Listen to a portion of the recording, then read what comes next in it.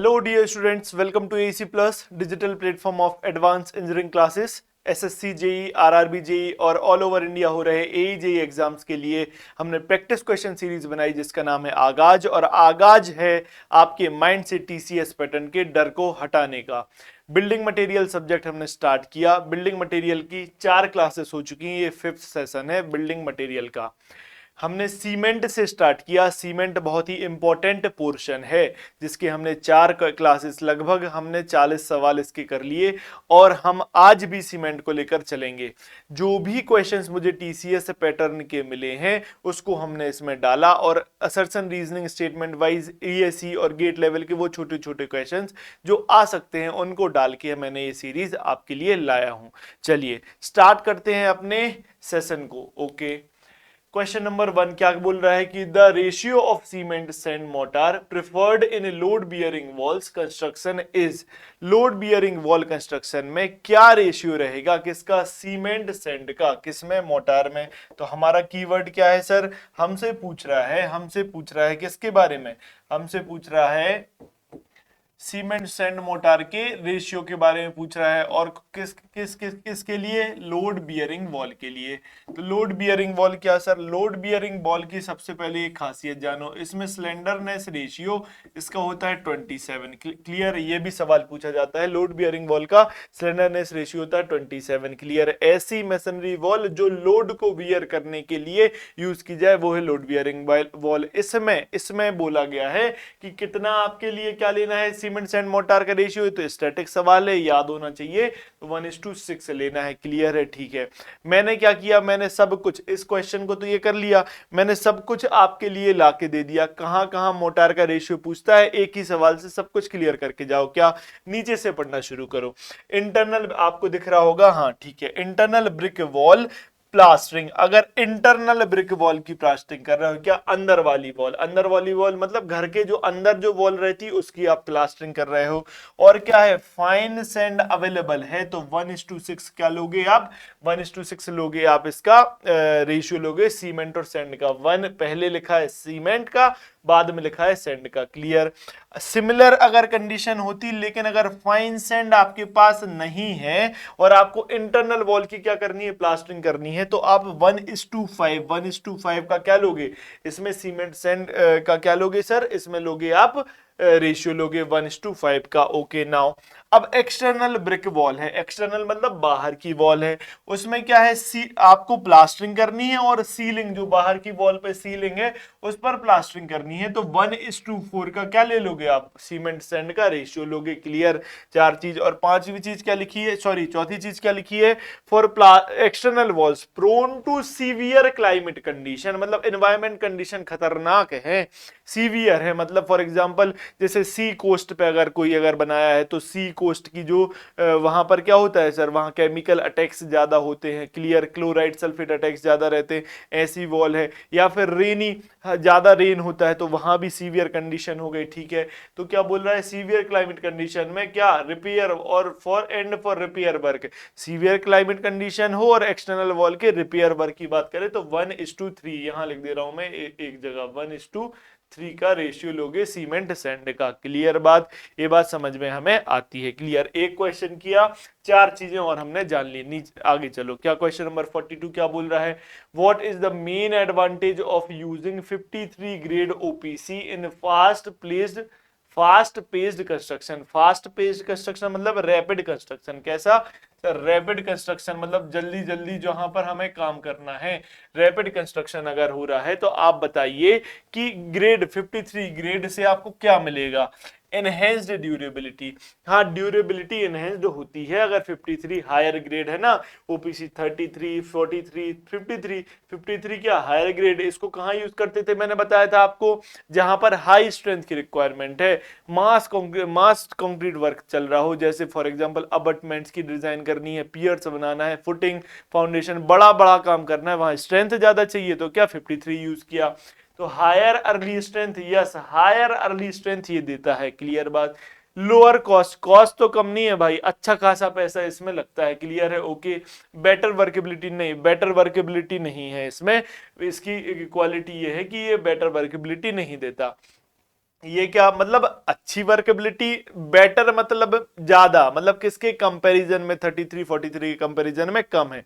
बाकी वर्केबिलिटी काम करने लायक तो होती है। तो इन दो मतलब ड्यूरेबिलिटी देता है और हाई अर्ली स्ट्रेंथ भी देता है। लेकिन आपको फास्ट के रिस्पेक्ट में बताना है, फास्ट रैपिड कंस्ट्रक्शन के रिस्पेक्ट में आंसर देना है दिमाग लगा के। तो हाई अर्ली स्ट्रेंथ चाहिए हमें, हाँ सर, फास्ट पेस्ड कंस्ट्रक्शन में हमें हाई अर्ली स्ट्रेंथ चाहिए। तो हमें क्या ओपीसी 53 किसके लिए यहां पर मोस्ट अप्रोप्रिएट आंसर हो जाएगा, क्या हाई अर्ली स्ट्रेंथ, बल्कि ड्यूरेबिलिटी भी देता है लेकिन इसके रिस्पेक्ट में आंसर बी। क्लियर? ओके चलो नेक्स्ट क्वेश्चन। क्या question number 43, which of the following compounds is responsible for slow hardening, less heat of hydration and greater resistance? किसके लिए? स्लो हार्डनिंग के लिए, less heat of hydration, okay, and greater resistance to the chemical attack in OPC cement में कौन सा compound responsible है?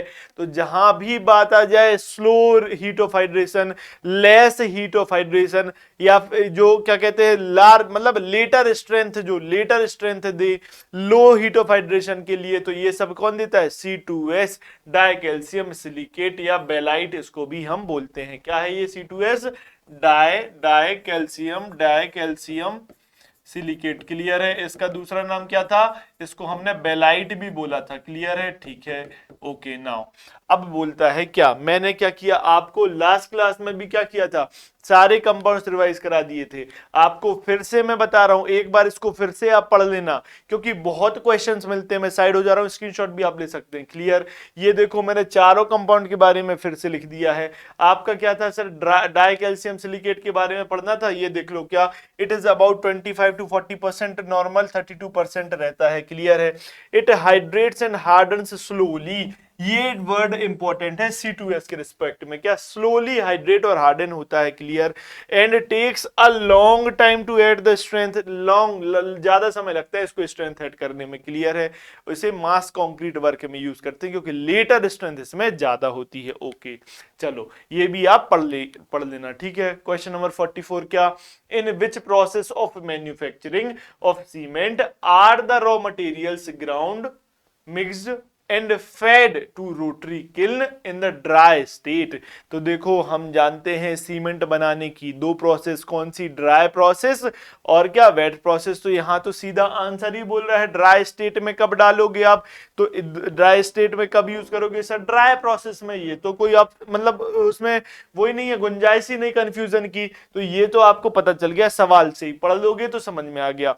Dry और weight process क्या होता है मैंने सब कुछ आपको बता दिया। देखो ड्राई प्रोसेस में क्या है? Mixing of raw material. Dry process में क्या? Mixing of raw material in dry state में करेंगे, यही तो हमारा आंसर हो गया। क्लियर? यहां पे क्या करेंगे, जो रॉ मटेरियल को मिक्स करेंगे ना उसे वॉश मिल में करेंगे। तो क्वेश्चन आता है वॉश मिल किस प्रोसेस में यूज होता है? वॉश कैसे करोगे? पानी से ना, तो पानी वेट प्रोसेस में हम यूज करेंगे, जिसमें 35 से 50% क्या लोगे आप? वाटर ले लिया। The dry materials existing the mill are called kiln feed, मतलब जिसमें ड्राई मटेरियल डाल रहे हो उसको क्या बोलेंगे? किल्न फीड बोलते हैं। ठीक है, मटेरियल इधर वेट में पड़ा, क्या materials existing the mill are called slurry, उसको क्या बोलेंगे? स्लरी। वो बोल रहा है कि जो ड्राई मटेरियल डाला उसको बोला किल्न फीड ड्राई प्रोसेस में, और जो वेट मटेरियल रहा उसको बोला slurry. And have flowability characteristics, flowability मतलब बहने की इसकी क्या कैरेक्टरिस्टिक है? फ्यूल कंजप्शन इज लो, ये भी पूछा जाता है। ड्राई प्रोसेस में फ्यूल कंजप्शन लो, वेट प्रोसेस में ज्यादा। क्यों? क्योंकि जब इसको वेटने से तो पानी को भी तो फिर हटाना रहेगा, वेट प्रोसेस में ज्यादा स्लरी बनी, उसको ज्यादा, उसको जब सुखाना तो पड़ेगा ही सीमेंट बनाने के लिए, तो क्या ज्यादा फ्यूल चाहिए आपको, तो फ्यूल कंजप्शन कहाँ है इसमें, क्या रहेगा? इसमें फ्यूल कंजप्शन ज्यादा रहेगा। Clear? Cost of production is less, cost of production dry process में कम। क्लियर? क्यों? फ्यूल कंजप्शन कम है क्योंकि इधर पे कॉस्ट ऑफ प्रोडक्शन हाई।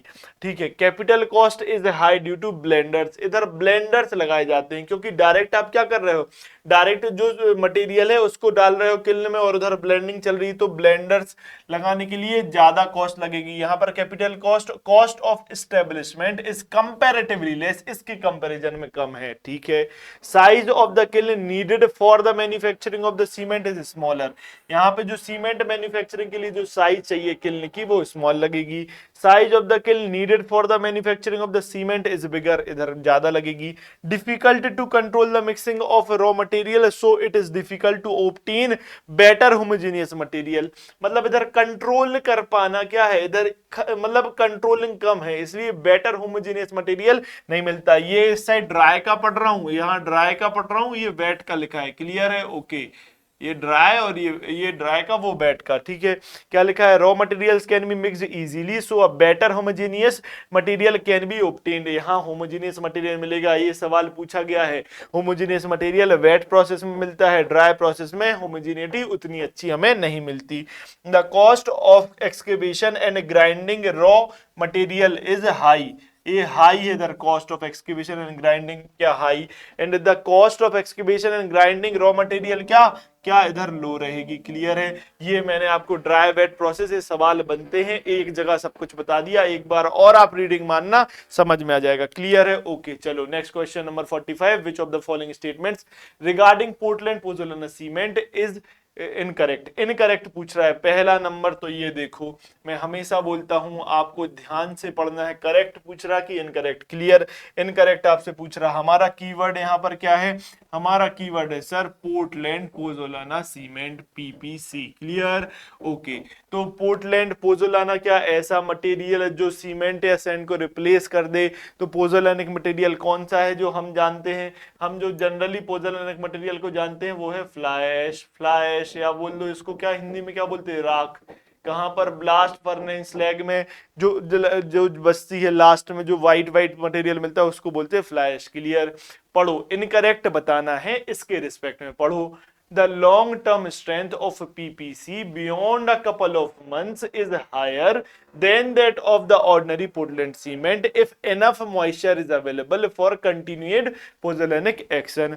तो देखो इनिशियल तो हीट ऑफ हाइड्रेशन पोज़ोलाना का कम रहता है इन मटेरियल्स का जो फ्लाइस हैं, क्लियर? तो इनिशियली तो स्ट्रेंथ कम मिलेगी, लेकिन लॉन्ग टर्म स्ट्रेंथ क्या मिलेगी? ज्यादा। कब?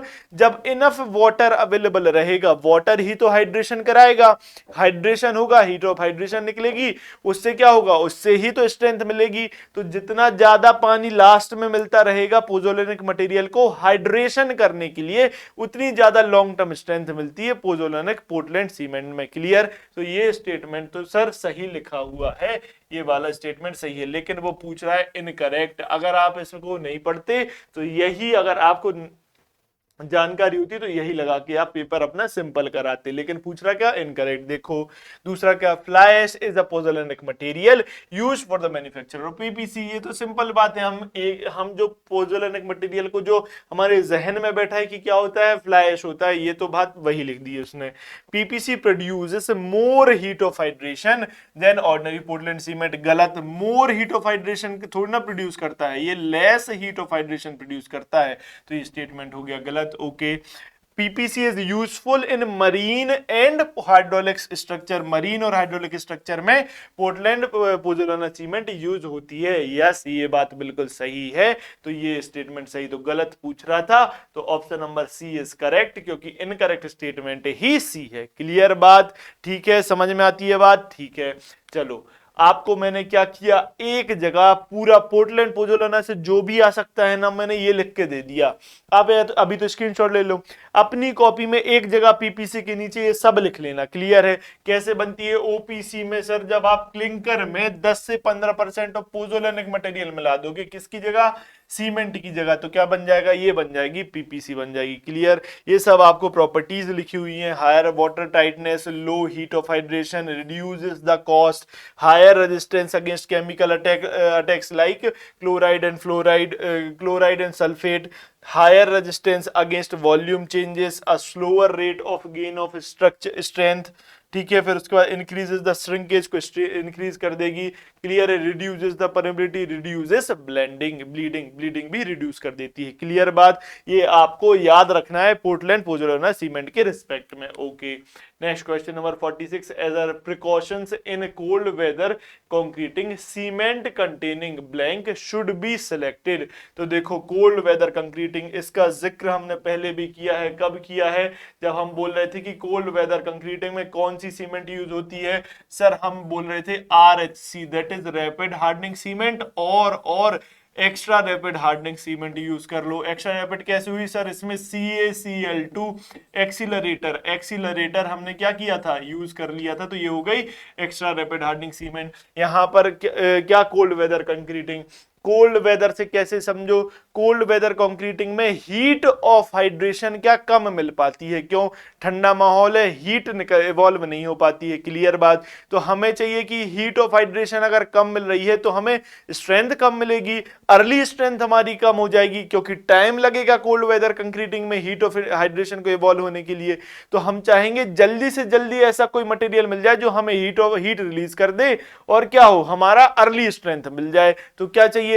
ऐसा कौन सा मटेरियल है सीमेंट में सर? हम जानते हैं C3S एक ऐसा मटेरियल है जो अर्ली स्ट्रेंथ के लिए रिस्पॉन्सिबल है, 7 डे में स्ट्रेंथ दे देता था वो, क्लियर है। तो अब देखो इधर क्या हुआ सर, C3S RHC में वैसे ही ज्यादा होता है, एक्स्ट्रा रैपिड हार्डनिंग में C3S तो है ही है, साथ में CaCl2 है, यही तो हम यूज कर रहे हैं। तो क्वेश्चन पढ़ो, वो बोल रहा है कि कौन से सीमेंट कंट्रोलिंग कंपाउंड है, देखो जो यहाँ कोल्ड वेदर में यूज होंगे, higher C3S and lower C2S, बिल्कुल सही बात लिखा है।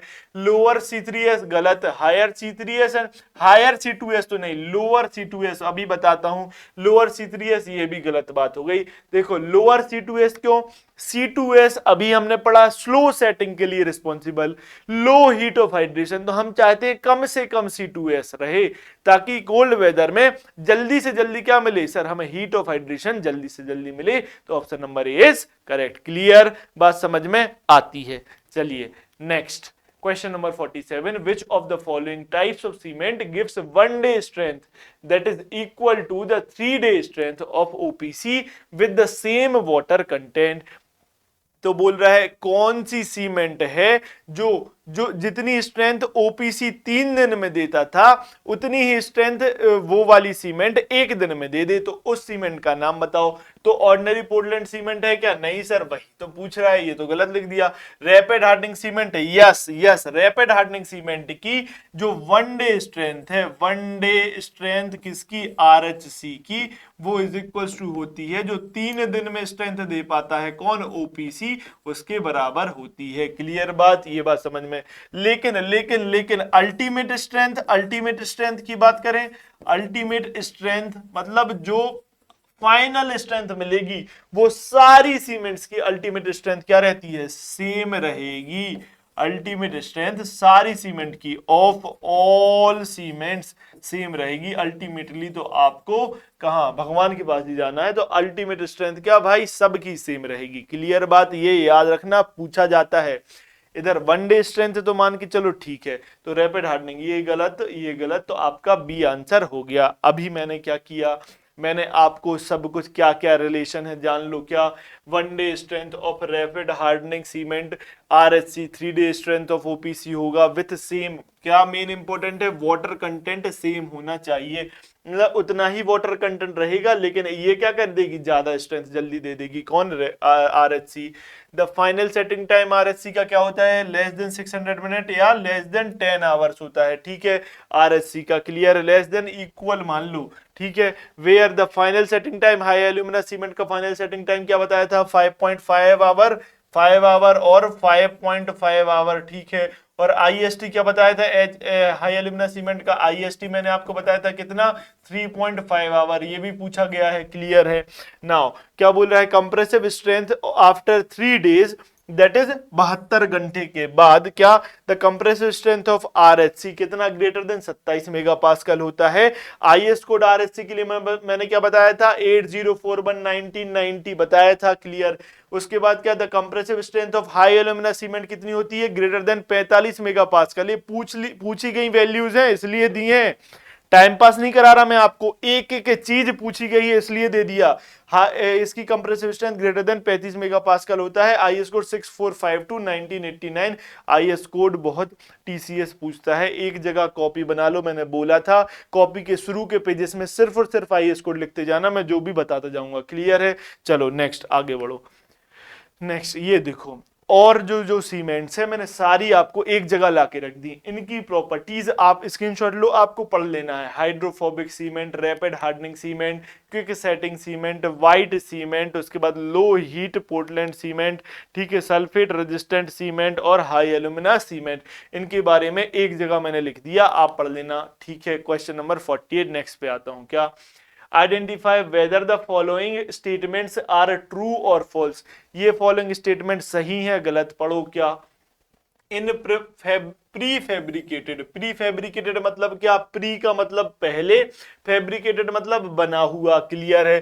Pre fabricated concrete construction rapid hardening cement is used, मतलब क्या? आपको प्री फैब्रिकेटेड कौन सी कंक्रीट कंस्ट्रक्शन करना है, मतलब पहले से आप फैब्रिकेशन लेके आए हो, जल्दी से जल्दी चाहते हो।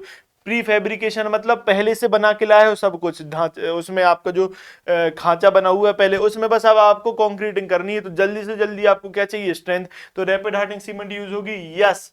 प्री फैब्रिकेटेड कंस्ट्रक्शन में रैपिड हार्डनिंग सीमेंट यूज होती है। नेक्स्ट क्या बोल रहा है? Rapid hardening cement is used in marine construction, गलत गलत गलत। मरीन कंस्ट्रक्शन में अभी पढ़ा, क्या कौन सी सीमेंट यूज होती है sir? Portland, Portland pozzolana, Portland pozzolana cement use होगा, क्लियर, ओके। इसके अलावा क्या यूज हो सकती है sir?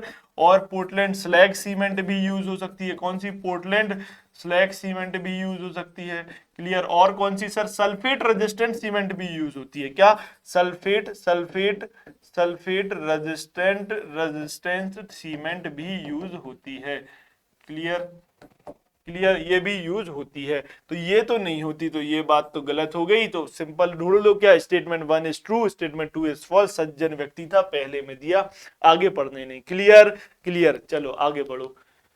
Question number 49, the physical requirement of soundness measured by Le Chatelier's for OPC 33। मैंने आपको साउंडनेस के पहले सवाल करा दिए, यहां लाने का, फिर से लाने का मकसद है कि नया सवाल मुझे मिला। क्या? देखो, मैंने देखा कि लाइम, लाइम कौन सा? फ्री लाइम, फ्री लाइम के कारण जो साउंडनेस देता है वो आप किससे करोगे? ली चैटलियर एपरेटस से चेक करोगे, क्लियर है। आपके पास फ्री लाइम है, फ्री लाइम है प्लस क्या? मैग्नीशिया है, दोनों के कारण अगर आपको साउंडनेस, क्या चेक कर रहे हो आप? साउंडनेस चेक कर रहे हो, क्लियर। ये लिखा भी है इधर साउंडनेस। तो कैसे करोगे सर? ऑटोक्लेव से टेस्ट करोगे, क्लियर है बात, ऑटोक्लेव से टेस्ट करोगे। ये पूछा जाता है, दोनों से किससे किससे टेस्ट करोगे और एक के साथ किससे टेस्ट करोगे, ये आपसे पूछा जाता है, बता दिया, क्लियर। अभी सवाल पूछ रहा है द फिजिकल रिक्वायरमेंट क्या है किसकी? साउंडनेस। साउंडनेस क्या बताता है सर? वॉल्यूम चेंज बताता है साउंडनेस। तो कितना वॉल्यूम चेंज के लिए ये मतलब बता देगा, ली चैटलियर एपरेटस कितना वॉल्यूम चेंज को डिटेक्ट करके बता देगा, वो फिजिकल रिक्वायरमेंट पूछ रहा है। तो इसका आंसर है 10 mm, और ओपीसी 33 हो, 43 हो, 43 हो या 53 हो, सब के लिए ये वैल्यू सेम रहती है। कंप्रेसिव स्ट्रेंथ बस चेंज हो रही है, 10 mm ही आंसर होगा, क्लियर। फिजिकल रिक्वायरमेंट मतलब कितना वॉल्यूम चेंज इसमें मतलब ली चैटलियर एपरेटस डिटेक्ट कर लेगा, क्लियर बात, ओके। अब देखो, मैं यहां छोड़ता ही नहीं, मैं कुछ भी अगर ऐसा पूछा जाता है उसका अपन को पोस्टमार्टम छोड़ना ही नहीं है। देखो ये सारी वैल्यूज, ये देखो क्या क्या दिया है आपको।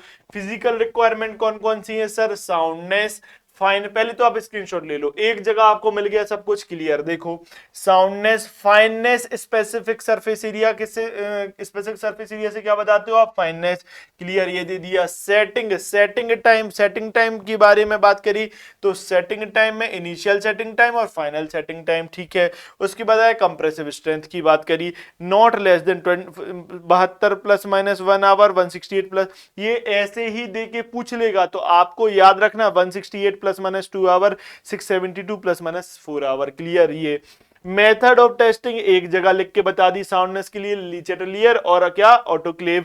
फाइनेस के लिए क्या? Blaine air permeability test, clear है। सेटिंग टाइम के लिए क्या? Wicket apparatus. कंप्रेसिव स्ट्रेंथ के लिए जो होता है ना, UTM, universal testing machine use करते हैं हम, क्लियर, ठीक है। अब देखो ग्रेड 33, 43, 53, ये सारी वैल्यू सेम है। यहां देखो 10, 10, 10, 0.8, 0.8, 0.8, 2225, 2225, 2225, क्लियर। ये सब वैल्यू सेम है, क्लियर है, ठीक है। अब देखो यहां देखो यहां पर जो इसका मतलब क्या है, इसका मतलब है 3 डे, ये 7 डे, और ये क्या है 28 डे, 28 डे स्ट्रेंथ। कितनी? 3 डे, 7 डे और 28 डे स्ट्रेंथ। क्लियर है बात? ये बात समझ में आती है? ठीक है, 1 मिनट रुको। 28, ठीक है, इसको क्या किया आपने 28 डे, ऐसा पूछता है डायरेक्ट। ये तो आपको बता दिया मैंने कि 3 डे 3 दिन में कितनी स्ट्रेंथ देगा 16, फिर 22, फिर 33। कौन सा? OPC grade 33। 43 क्या देगा 23, 33, 43। ये पूछता है 7 डे स्ट्रेंथ ऑफ 43। बताओ आप 43 लगा के आ जाओगे, पेपर सिंपल। यहां पर 33 लगाना पड़ेगा, किसमें? ओपीसी 43 में। ओपीसी 53 के लिए 27, 37, 53। क्लियर? 16, 22, 33, 23, 43, 23, 33, 43 और 27, 37, 53। ये आपको ऐसे याद करना पड़ेगा। क्लियर बात? ये एक जगह लिख लेना। क्लियर? चलो क्वेश्चन नंबर 50 क्या बोल रहा है? blank of water by weight of cement is required for the complete chemical reaction। ये ऐसा सवाल मैंने एक और कराया था, मैं क्यों इसको फिर से लिया? देखो, कंप्लीट केमिकल रिएक्शन पूछे तो आपको क्या लगाना है सर? वाटर। वाटर कितना? कंप्लीट केमिकल रिएक्शन में आपको क्या लगाना है? वाटर 38% आपको पानी लगेगा। क्लियर? अगर पूछता सिर्फ और सिर्फ हाइड्रेशन के लिए, सिर्फ और सिर्फ हाइड्रेशन के लिए कितना पानी चाहिए, तो 23%। वाइट्स में फिल करने के लिए, voids of cement, voids of cement में कितना पानी भर जाएगा जो कि हाइड्रेशन में यूज नहीं होगा, वो है 15%। तो ये दोनों टोटल होके बनाएंगे क्या? Complete chemical reaction. क्या क्या हो रहा है? हाइड्रेशन भी हो रहा है, और साथ ही साथ इनको वर्केबिलिटी में जो भी पानी यूज हो रहा है, वर्केबिलिटी रिक्वायरमेंट सेटिस्फाई करने के लिए, वो है टोटल 38%। तो यहां पर आंसर बी हो जाएगा। वहां पे पूछा था केमिकल हाइड्रेशन के लिए वर्ड से जाना, टोटल शब्द लिखा हो या केमिकल कंप्लीट शब्द लिखा हो, तो 38%। कंप्लीट, इधर कंप्लीट केमिकल रिएक्शन लिखा, कंप्लीट हाइड्रेशन लिखा होता तो आपके लिए क्या जाना था? 23%। क्लियर? यहां कंप्लीट केमिकल रिएक्शन लिखा 38%। कंफ्यूजन नहीं होना, कंफ्यूजिंग टॉपिक इसलिए फिर से लाके बता दिया। क्लियर बात? ओके। नाउ अब देखो क्वेश्चन नंबर 51 क्या बोल रहा है? विच of the following statements is correct regarding air entrainment Portland cement. Air entrainment Portland cement की बात कर रहे हैं, तो एयर नाम से समझ में आ रहा है क्या? देखो नाम में लिखा है। अब हम सीमेंट में क्या एयर को एंट्रेन कर देंगे, ये हमारा कीवर्ड है। तो क्या बताना है आपको? ये देखो क्या बताना है भाई, सबसे पहली बात तो करेक्ट बताना है, करेक्ट बताना है। ठीक है भाई, देखो अब पढ़ो। Higher resistance against frost action है, यस, ये इसकी क्वालिटी है। अब इसको क्या याद ही करना पड़ेगा आपको। एयर एंट्रेनिंग सीमेंट में जो एयर एंट्रेन कर रहा है, ये फ्रॉस्ट एक्शन के अगेंस्ट क्या करता है? ये रेजिस्टेंस दे देता है। क्लियर है? फ्रीजिंग एंड थॉइंग, फ्रीजिंग एंड थॉइंग, ये क्या है? फ्रीजिंग एंड थॉइंग के अगेंस्ट क्या दिया इसने? रेजिस्टेंस दिया। फ्रीजिंग यानी क्या होता है सर? जमना, और थॉइंग यानी क्या होता है? पिघलना। ये मैं आपको बता चुका हूं पहले भी। क्लियर? ठीक है, इसके अगेंस्ट रेजिस्टेंस देता है। Offers less compressive strength, yes yes, compressive strength को कम कर देगा, क्योंकि एयर एंट्रेन्ड ही हम किस लिए करते हैं? छोटे छोटे मिलियंस ऑफ एयर पार्सल्स हम क्या कंक्रीट में इंसर्ट कर दिया, तो उससे क्या होगा सर? स्लाइडिंग प्रॉपर्टी बढ़ जाती है। जो सीमेंट की एक दूसरे पार्टिकल के ऊपर स्लाइड करने की जो टेंडेंसी या उसकी कैपेबिलिटीज हैं वो बढ़ जाती हैं, इससे वर्केबिलिटी एनहेंस होती है। लेकिन जब वाइड्स आ जाते तो कंप्रेसिव स्ट्रेंथ से हमें कंप्रोमाइज करना पड़ता, तो वो कम हो जाएगी। तो वही तो लिखा है, offers less compressive strength, offers low workability. नहीं भाई, हम तो इसी को इंक्रीज करने के लिए तो किए थे, तो ये लो नहीं, यहां पर होना था हाई। तो ये वाला बात तो हो गया गलत। करेक्ट पूछा तो क्या 1 2 3 आर करेक्ट, तो option number C is correct. ये कैसा option number C? Option number C is correct. Clear? आगे बढ़ूं, चलिए अभी देखो, छोड़ना ही नहीं है। Air entrainment cement, air entraining क्या लिखा है? एयर एंट्रेनमेंट सीमेंट होता है, उसके लिए हमने सब कुछ आपको दे दिया। क्लियर है? आप देखो एक जगह आपको सब कुछ मिल जाएगा, मिल गया, इसका स्क्रीनशॉट ले लिया, आपको सब कुछ पढ़ लेना है। एक बार पढ़ो, खत्म बात। पढ़ लोगे, रीडिंग बस मारनी है, याद रह जाएगा। देखो ये कौन सा था? 51। आपके लिए क्या किया सर? आपके लिए हमने 51 क्वेश्चंस करा दिए सीमेंट के। सीमेंट के लगभग सारे सवाल जो टीसीएस ने कहीं ना कहीं पूछे मैंने लगाए। ऐसा नहीं कि बस इतने ही पूछे थे, रिपीटेड थे, उनको हटा भी दिया। क्लियर है? चलिए आपको क्या करना है, आप रिवाइज कर रहे होंगे, आप रिवाइज कर रहे होंगे, ये मैं मान के चल रहा हूं। क्लियर बात, रिवीजन ही की है सक्सेस होने की। एग्जाम निकालना है तो रिवीजन करते रहना। नेक्स्ट सेशन में मैं क्या लाइम के कुछ क्वेश्चन लाऊंगा, अभी बता के जा रहा हूं आपको, क्या लाइम रिवाइज करके आना है, रिवाइज करके आओगे और अच्छे से क्वेश्चंस लगा पाएंगे। क्लियर, नेक्स्ट सेशन में अब हम मिलेंगे। ओके, अब देखो ऐसे स्टूडेंट्स जो कहते हैं कि सर हम पहली बार प्रिपरेशन कर रहे हैं, अभी मैं फ्रेशर हूं तो मैं कैसे तैयारी करूं, तो उनके लिए मैं कहूंगा आप सिविल इंजीनियरिंग पर फोकस करो। पहले आप सिविल इंजीनियरिंग सीखो, उनके लिए हमने विजय बैच लॉन्च किया हमारे एईसी प्लस एप्लीकेशन पर, पूरी सिविल इंजीनियरिंग इसमें मिल जाएगी। जो एसएससी जेईई 2024 के लिए प्रिपेयर करना चाहते हैं उनके लिए कौन सा बैच, बैच वन हमारे प्लेटफॉर्म पर मिलेगा एईसी प्लस एप्लीकेशन पर, उसमें जाइए पूरी फुल फ्लेजेड प्रिपरेशन करो। किसकी, एसएससी जेई की। क्लियर है, टेक्निकल नॉन टेक्निकल दोनों मिल जाएगा। आप एमपीपीएससी एई 2000 आगे जो आने वाला है उसको तैयार करना चाहते हो तो आप क्या करिए सर, एमपीपीएससी एई के लिए प्रहार बैच लॉन्च किया गया है, जिसमें क्या एमपीजीके भी है और साथ ही साथ क्या है, एमपीजीके के साथ साथ टेक्निकल भी आपको पूरा जो एमपीपीएससी में आता है मिल जाएगा। क्लियर, आरआरबी जेई की वैकेंसी जो आ सकती है, आप अगर नोटिफिकेशन का वेट कर रहे हो अभी से तैयारी चालू करो, क्योंकि नोटिफिकेशन के बाद टाइम बहुत कम मिलेगा। तो उसके लिए तेजस बैच लॉन्च किया, इसमें क्या आपको दोनों चीजें मिल जाएंगी, टेक्निकल नॉन टेक्निकल दोनों मिल गया। अब इंजीनियर्स को सबसे बड़ी समस्या क्या है सर, जीके जीएस कैसे पढ़े, नॉन टेक्निकल में दिक्कत, तो नॉन टेक महापैक आपको मैथ रीजनिंग जीके जीएस सब कुछ एक चीज में मिल गया। कहां, नॉन टेक महापैक। आपको ये कोर्स लेके पूरी फुल फ्लेजेड तैयारी करो और अपना पहले कंटेंट जीवित कर लो, देखते हैं कैसे डर नहीं खत्म होता आपका नॉन टेक्निकल से। अब देखो आगे चलो, ऐसे स्टूडेंट जो कहते हैं कि सर आप हमें क्वेश्चंस और प्रैक्टिस करा सकते हैं क्या, हमें क्वेश्चन प्रैक्टिस करनी है, हमने पढ़ तो रखा है, क्वेश्चन प्रैक्टिस करनी है। तो ऐसे स्टूडेंट्स देखो, क्या ऐसे स्टूडेंट्स के लिए हमने अभ्यास बैच लॉन्च किया जेई के लिए, जिसमें क्या 5000 प्लस क्वेश्चन है। क्लियर, और एई जेई के लिए अभ्यास प्लस बैच लॉन्च हुआ है एई जेई एग्जाम के लिए, जिसमें क्या 8000 प्लस क्वेश्चंस हैं। ये टेक्निकल और नॉन टेक्निकल दोनों को के लिए ये बैचेस लॉन्च है। इसमें टीसीएस ईएससी गेट के वो क्वेश्चंस जो एग्जाम में आ सकते हैं हमने लेकर इसको बहुत ही शानदार सीरीज बनाई, जिसका नाम है अभ्यास और अभ्यास प्लस। आपको इससे बहुत फायदा मिलेगा। अब ऐसे स्टूडेंट जो कहते हैं सर पढ़ तो लिया है, क्वेश्चंस भी लगा लेते हैं, लेकिन रिटेन कैसे करें, जल्दी से पूरा सिलेबस, एग्जाम आने वाले हैं, जल्दी से पूरा सिलेबस रिवाइज हो सकता है क्या, हाँ सर हो सकता है। कैसे, उनके लिए हमने क्या किया, फास्ट ट्रैक बैच लॉन्च किया। इसमें टेक्निकल नॉन टेक्निकल सब कुछ आपको मिल जाएगा, टेक नॉन टेक सब कुछ आपको मिल गया। आपको क्या मिल जाएगा, सब कुछ मिला एक जगह, आपने 3 महीने में सब कुछ कंप्लीट कर लिया और पूरा रिवीजन हो गया आपके पास। क्लियर है, ये आपको 3 टाइप के डाउट जो आ सकते थे हमने पूरा आपको करा दिया। ठीक है, अभी आपको एक सब्जेक्ट में अगर समस्या है, सिर्फ एक सब्जेक्ट का भी आप सब्सक्रिप्शन ले सकते हो। सॉइल में दिक्कत है, इरिगेशन में दिक्कत है, सोम में दिक्कत है, एक सब्जेक्ट में दिक्कत, तो एक का भी सब्सक्रिप्शन लो और पूरा पढ़ के अपनी तैयारी पूरी कर लो। Clear, okay. कहां मिलेगा ये सब, ये सब मिलेगा आपको गूगल प्ले स्टोर पर। ये देखो गूगल प्ले स्टोर पर एईसी प्लस एप्लीकेशन है, वहां पर ये सब आपको मिल जाएगा। ठीक है, अभी देखो आपको अगर सेशन अच्छा लग रहा है तो आपको लाइक करके करना है और कमेंट में बताना है कि और आपको क्या नीड्स है, क्या आप चाहिए। डाउट्स भी पूछिए, डाउट पूछेंगे तो माइंड खुलेगा।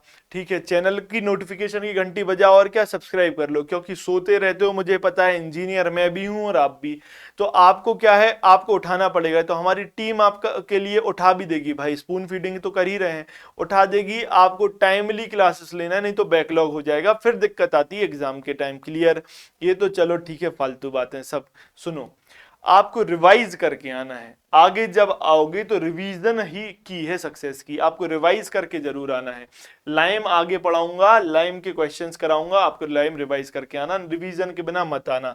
ये सब पीडीएफ आपको यहाँ पर मिल जाएगी। क्लियर, ये हमारा टेलीग्राम चैनल है, यहाँ पर पीडीएफ मिल जाएगी। चलिए नेक्स्ट सेशन में मिलेंगे। This is Abhishek Srivastava signing off with this session. Take care, good bye.